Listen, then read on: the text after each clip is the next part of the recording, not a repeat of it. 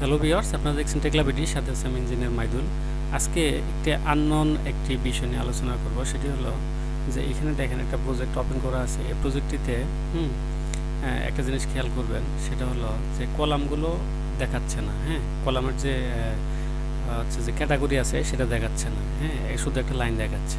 তো এখানে যদি আমরা ডাবল ক্লিক করি তাহলে এখানে আমরা দেখব যে প্রোফাইল আছে এরকম, এই যে এটা প্রোফাইল। ওকে, তো আসলে এই প্রোফাইলটা এই এনভায়রনমেন্টের জন্য না। আসলে এটা হওয়ার কারণ হলো এরকম হওয়ার কারণ হলো এটা কোনোভাবে ঠিক হবে না। দেখেন, ইন্টারাপ্ট দিলাম এবং রিডও করলাম, ওইটা কিন্তু আসবে না।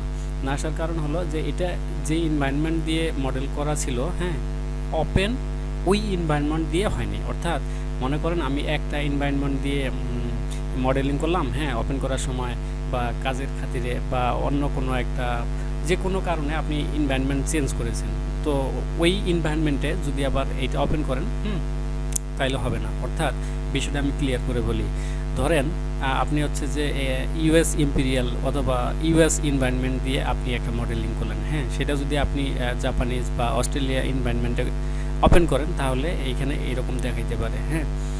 এটা আরেকটা কারণ হলো বা আরেকটা বিষয় হলো যে দেখেন এখানে বিমগুলো কিন্তু ঠিকই মডেলে দেখাচ্ছে, কিন্তু কলামগুলো দেখাচ্ছে না। এটার কারণ হলো যে এইটার যে ক্রাইটেরিয়া আছে, অর্থাৎ এটার যে ক্যারেক্টার আছে, এই ক্যারেক্টারটা ইউএস এর সাথে অস্ট্রেলিয়ার সেম।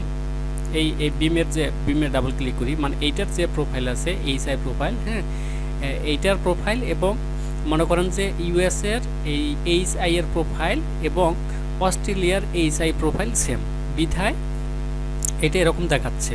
যদি সেম হয় কোনো প্রোফাইল তাহলে ওটা আপনাকে শো করব মডেলে, আর যদি সেম না হয়, যদি সে খুঁজে না পায় তাহলে এরকম দেখাবে বা অন্য কোনো ওয়ে দেখাবে। একজাক্টলি আপনার ওই মেম্বারটা দেখাবে না। আসলে এই ক্ষেত্রেও এই সেম ঘটনাই ঘটেছে। এটা যে এনভায়রনমেন্টে করা ছিল সেই এনভায়রনমেন্টে এটা ওপেন হয়নি, ঠিক আছে। তো এটা যদি আমরা এই মডেলটা যদি আমরা অন্য এনভায়রনমেন্টে দিই তাহলে কি হবে, চলুন ওইটাই দেখি আমরা, ঠিক আছে। এটা কেটে দিয়ে আমরা হচ্ছে অন্য এনভায়রনমেন্ট দিয়ে ওপেন করব। তো তার আগে আপনারা যারা আমার চ্যানেলটি সাবস্ক্রাইব করেছেন তাদেরকে ধন্যবাদ, এবং এখনও যারা সাবস্ক্রাইব করেন না please hit the subscribe button এবং বেল আইকন বাটনে অন করে রাখতে ভুলবেন না, যাতে আমার পরবর্তী ভিডিও আপলোড হওয়ার সাথে সাথে আপনি নোটিফিকেশন পেয়ে যান। এবং আমার চ্যানেলে এসে আন্ডার ভিডিওস আপনারা অনেকগুলো টেকলা রিলেটেড ভিডিও পাবেন, যেগুলো আশা করি আপনাদের টেকলা শিখতে সহযোগিতা করবে। চলুন শুরু করা যাক। তো আমি এটা কেটে দিলাম। কেটে দেওয়ার পরে আমি আবার টেকলা 21.1 ভার্সনের সফটওয়্যারটি আবার ওপেন করলাম। ওপেন করলে এখানে আপনার হচ্ছে এনভায়রনমেন্ট চাবে, তখন আমরা এটা অন্য এনভায়রনমেন্ট দিয়ে ওপেন করব। আমরা এটা ইউএস ইম্পেরিয়াল দিয়ে ওপেন করেছিলাম এনভায়রনমেন্টের জায়গায়, এখন আমরা এই জায়গায় অন্য যে কোনো একটা এনভায়রনমেন্ট দিয়ে এটা ওপেন করব, ঠিক আছে। অথবা যে এনভায়রনমেন্ট দিয়ে আপনি করেছেন বলে মনে হয় সেই এনভায়রনমেন্ট দিয়ে এটা ওপেন করবেন।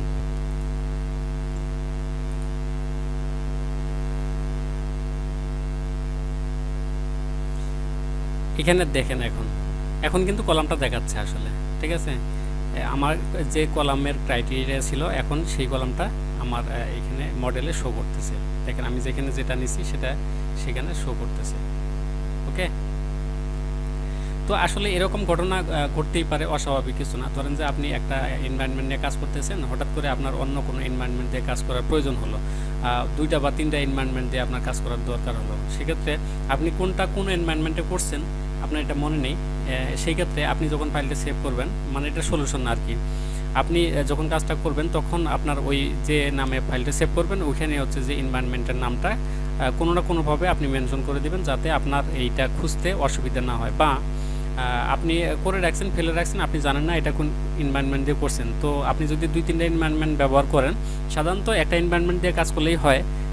তো যে কোনো কাজের ক্ষেত্রে আপনি যদি 2টা বা 3টা এনভায়রনমেন্ট ব্যবহার করেন, সেক্ষেত্রে আপনার হচ্ছে যে ফাইল সেভ করার সময় আপনি অবশ্যই এটা এনভায়রনমেন্টটা উল্লেখ করে রাখবেন, যাতে আপনার পরবর্তীতে মানে এই ভোগান্তিটা আপনাকে পোহাইতে না হয়।